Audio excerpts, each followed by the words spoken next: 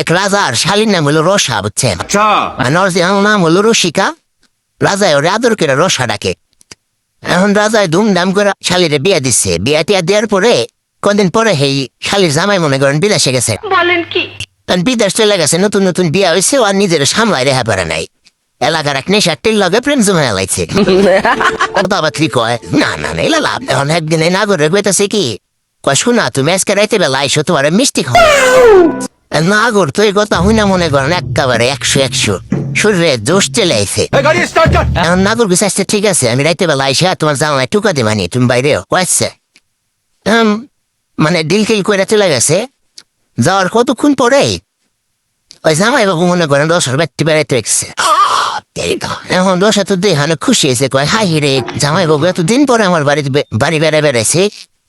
এখন ওনাদের বসায় টসায় মনে করেন রাইহা ভালো মন্দ খানা দানা পাকায় পুকায় খাওয়াইছে। আচ্ছা খাওয়াটা বিকাল টিকাল হয়ে গেছে সন্ধ্যার দিকে। এখন দশা কয় জামাই বাবু বেড়ে যাবেন না। জামাই বাবু কয় না রে আমি তো আজকে তো থাকুন। যখনই কইছে থাকুন তাহলে তো মনে করেন রসার মাথায় আকাশ ভেঙ্গা পড়ছে, কয় হাই রে কি কয়। এখন মানে রসা এলো, রসার শাশুড়ি দুইজন এলো বাড়িতে থাকে, দুইটাই রুম, দুই রুমে থাকে। আর এখন রসাতে বিপদে বেড়ে গেছে, কয় কি করি। জামাই বাবু রে কইতাছে, কয় জামাই বাবু আপনি যে আমার শাশুড়ির কাছে সন্ধ্যা আমি ওই রুমে থাকি। জামাই বাবু কয় তুই কি পাগল হয়েছিস না?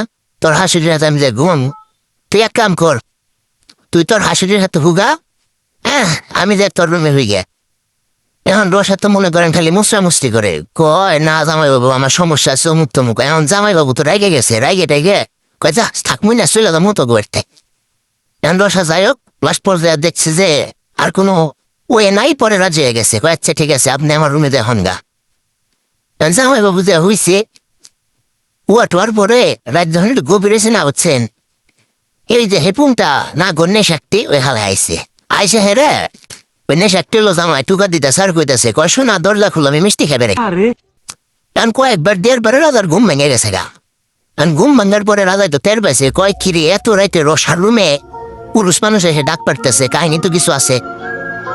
এখন রাজা চিন্তা করতেছে, কয় আমি যদি উত্তর না নেই তাহলে তো হাওয়াই চিল্লাচিল্লি করবো।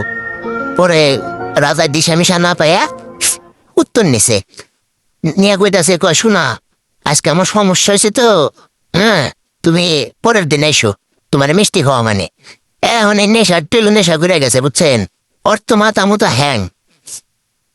ও খালি কইতেছে না খুলো তুমি খুলো, আমি মিষ্টি খামুই না, খাইলে যাবো না।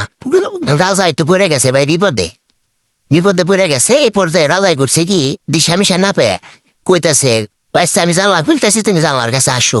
জানলা খুলছে, খোলার পরে রাজাই করছে কি দুটি মুটি খুইলে এ জানলা দিয়ে টুনটুনি বের করে খাড়াইছে। খাড়াই হেরে এ পুংটা ডাক দিছে, কই যে জানলার কাছে আসো মিষ্টি খাই দাও।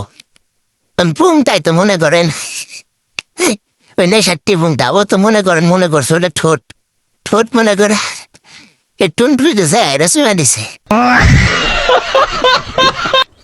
সুইমা দিবার যে নেশার সুপার কামড়ও দিছে। কামড়ের সপাতে বুঝছেন, মানে কামড় দেওয়ার পরে এমন ব্যথা পাইছে রাজা একটু কুকড়ায় মুখড়ায় মানে ওই জানলা দিছে আটকায়। তখন পুংটাও দূর দিয়ে চলে গেছে।